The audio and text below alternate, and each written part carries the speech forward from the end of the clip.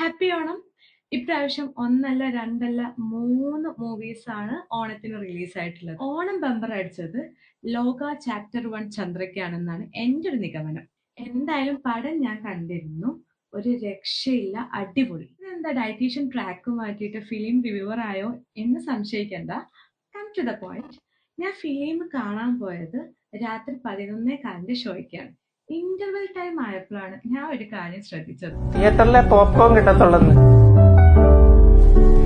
അങ്ങനെ തിയേറ്ററിൽ ചെന്ന് ചോദിച്ചപ്പോ അവര് പറയുക ഇന്റർവെല്ലിലെ പോപ്കോൺ കൊടുക്കത്തുള്ളത് അല്ലേ? ലോലൻ പറഞ്ഞ പോലെ പോപ്കോൺ കഴിക്കാനാണോ പലരും വന്നതെന്ന് ശരിക്കും എനിക്ക് തോന്നിപ്പോയി. ആക്ച്വലി പോപ്കോൺ ഒരു ഹെൽത്തി ലൈറ്റ് വെയിറ്റ് സ്നാക്കാണ്. പക്ഷെ കഴിക്കേണ്ട രീതിയിൽ കഴിച്ച നോർമൽ എയർപോർട്ട് പോപ്കോൺ എന്ന് വെച്ചാൽ നമ്മുടെ ഷുഗറോ ബട്ടറോ ഓയിലോ ഒന്നും ആഡ് ചെയ്യാത്തതാണെങ്കിൽ ഇറ്റ് ഈസ് ഗുഡ്. എന്നാൽ നമ്മൾ തിയേറ്ററിൽ വാങ്ങിക്കുന്ന പോപ്കോൺ ചീസ്, കാരമൽ എന്നീ പല ഫ്ലേവറിൽ അവൈലബിൾ ആയിട്ടുള്ളത്, which is high in saturated fat, salt and sugar. ഒരു മീഡിയം ബക്കറ്റിൽ നമുക്ക് 500 മുതൽ 600 കിലോ കാലറി ഇതിൽ അടങ്ങിയിട്ടുണ്ട്. അതേപോലെ തന്നെ 25 മുതൽ 30 ഗ്രാം ഫാറ്റും 1200 mg സാൾട്ടും ഇതിൽ അടങ്ങിയിട്ടുണ്ട്. ഈ ടൈപ്പ് പോപ്കോൺ ലൈറ്റ് നൈറ്റും കൂടി കഴിച്ചാൽ എന്തായിരിക്കും അവസ്ഥ?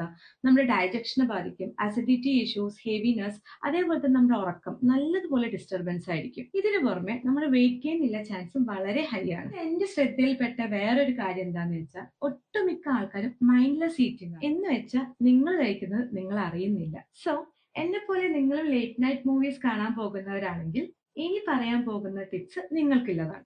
Airport popcorn, roasted chana, nuts എന്നിങ്ങനെ ഗിൽറ്റ് ഫ്രീ ആയിട്ടുള്ള സ്നാക്സ് ക്യാരി ചെയ്യാൻ മറക്കരുത്. ഇൻ കേസ് നിങ്ങൾ പോപ്കോൺ വാങ്ങിക്കുകയാണെങ്കിൽ സ്മോൾ പോർഷൻ നോക്കിയിട്ട് വാങ്ങിക്കുക. കഴിക്കുന്നത് എപ്പോഴും മൈൻഡ്ഫുൾ ആയിട്ട് കഴിക്കാൻ ശ്രദ്ധിക്കണം. പോരാത്തതിന് ഹൈഡ്രേഷൻ മസ്റ്റ് ആണ്. Last but not least, dinner skip ചെയ്യാതിരിക്കാൻ ശ്രദ്ധിക്കുക.